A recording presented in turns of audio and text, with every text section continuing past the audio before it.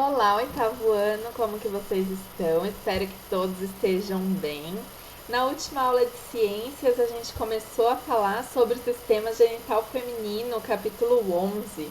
E nessa aula a gente vai continuar e hoje a gente vai começar a ver quais são os órgãos do sistema genital feminino, ver a sua localização, como que eles se organizam, quais são os seus nomes, como que nós podemos organizá-los. Para isso, então, eu peço que você pegue o seu livro-texto e abra aqui na página 5. Acompanhem aí com as figuras que no livro de vocês fica muito mais fácil de vocês enxergarem. A gente já conversou sobre quais são as mudanças que estão acontecendo no corpo das mulheres na fase da adolescência. E agora a gente precisa ver qual é a anatomia do sistema genital feminino.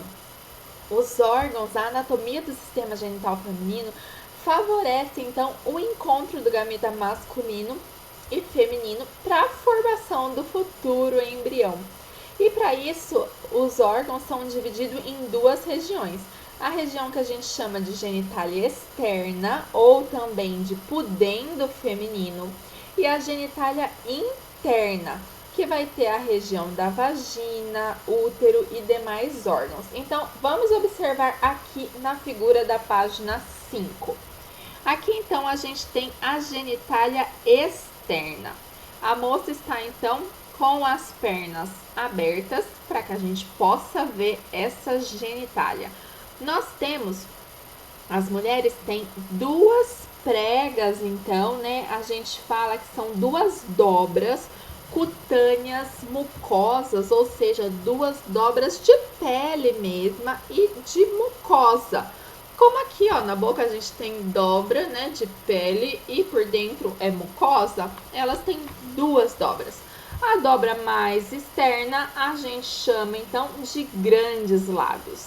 E a dobra mais interna é chamada de pequenos lábios. A gente pode ver aqui, então, a dobra externa, grandes lábios, e a dobra interna, os pequenos lábios.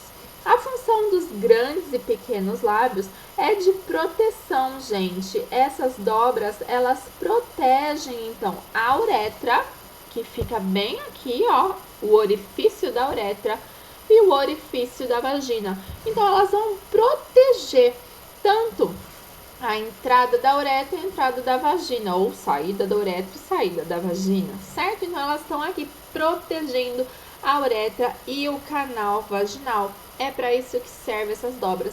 Essas dobras, elas se estendem desde o púbis até a região aqui próxima ao ânus, tá bom? Então, são os grandes e os pequenos lábios. E daí a gente vai ter aqui no interior desses lábios um órgão que a gente chama de clitóris, bem aqui nessa parte superior.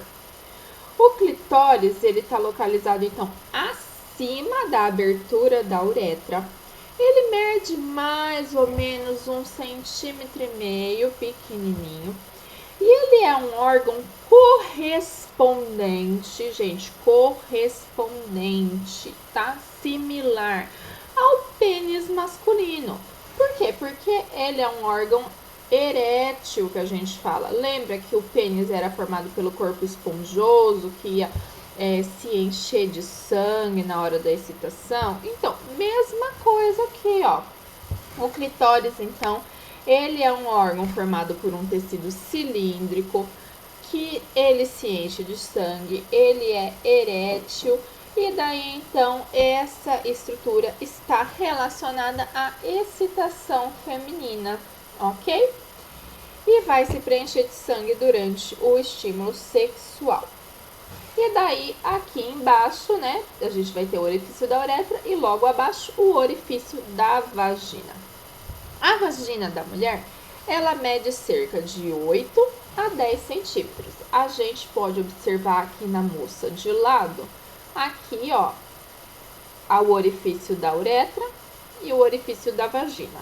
Então, a uretra tá aqui, gente. A uretra não faz parte do aparelho genital, tá bom? A uretra faz parte do aparelho urinário.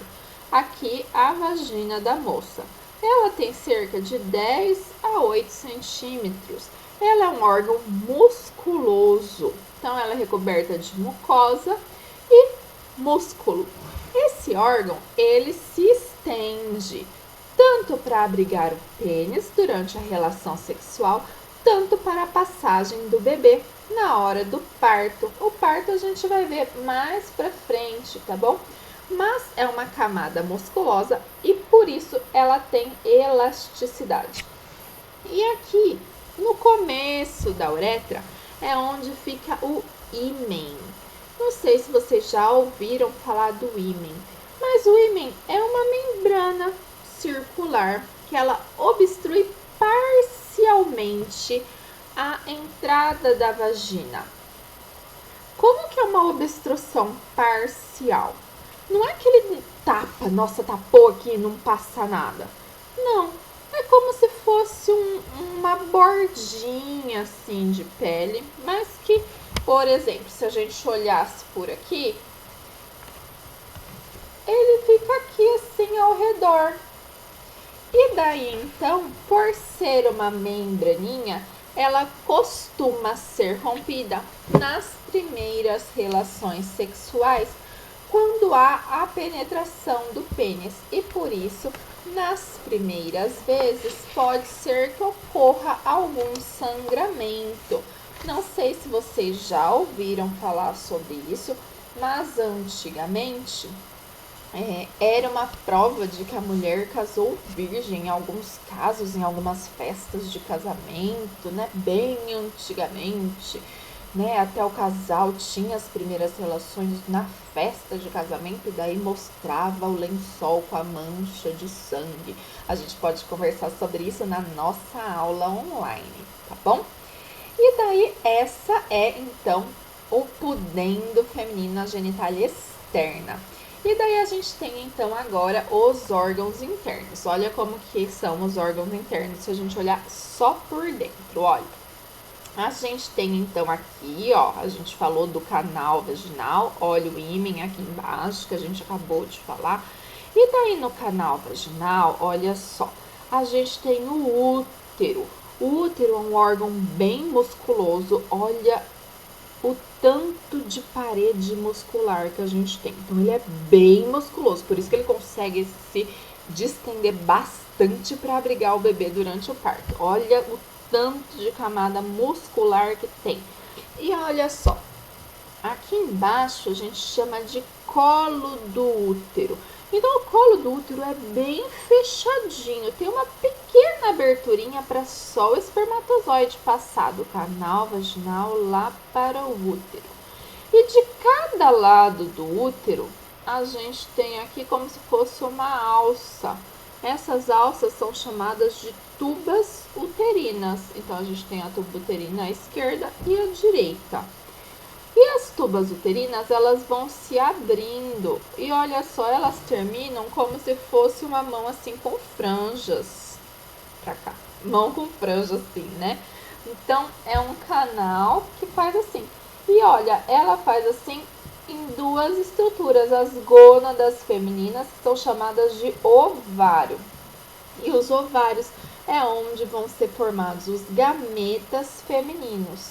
É nos ovários que vão formar, vai produzir, amadurecer e liberar o gameta feminino.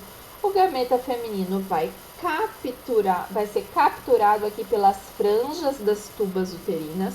E ele vai ter que ser levado, gente, até chegar aqui no útero. Só que como que ele é levado até lá no útero se ele não consegue se locomover? O gameta feminino, a gente viu que ele é imóvel, né? Então, por isso que aqui na tuba uterina tem essas franjas para capturar, então, o gameta e empurrar ele para dentro da tuba. E no interior das tubas uterinas, ela é cheia de cílios móveis. Então, todos os cílios se movem, empurrando o gameta em direção aqui ao útero.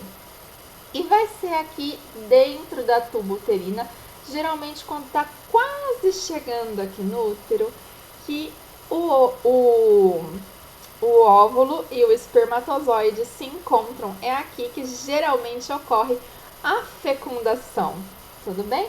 E daí, quando o embrião chega no útero, ele vai precisar se fixar aqui no útero.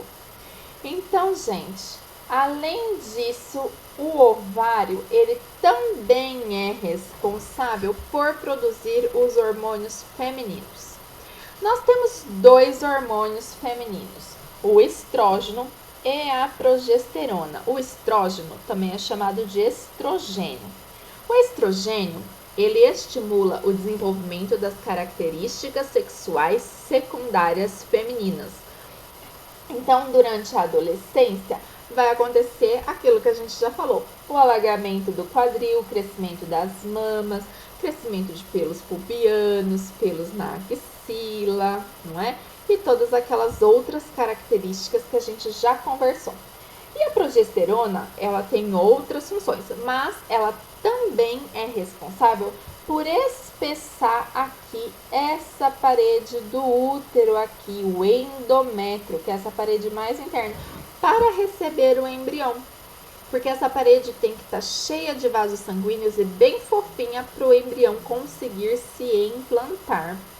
Nós vamos aprender tudo isso sobre o ciclo menstrual, que é quando esse embrião não se implanta.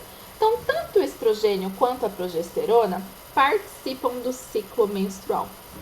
A gente vai precisar entender primeiro como é que ocorre a formação do gameta feminino, que a gente chama de ovulação, é o processo de liberação desse óvulo. Então, a gente vai aprender como que ocorre a ovulação na nossa próxima aula, para daí entender quando não ocorre a fecundação, a menina vai menstruar, ou a mulher, né, vai menstruar. E daí a gente vai entender como é que ocorre esse ciclo. Mas isso a gente vai aprender só na nossa próxima aula, tá bom? Tchau, tchau, a gente se vê em breve. Até mais!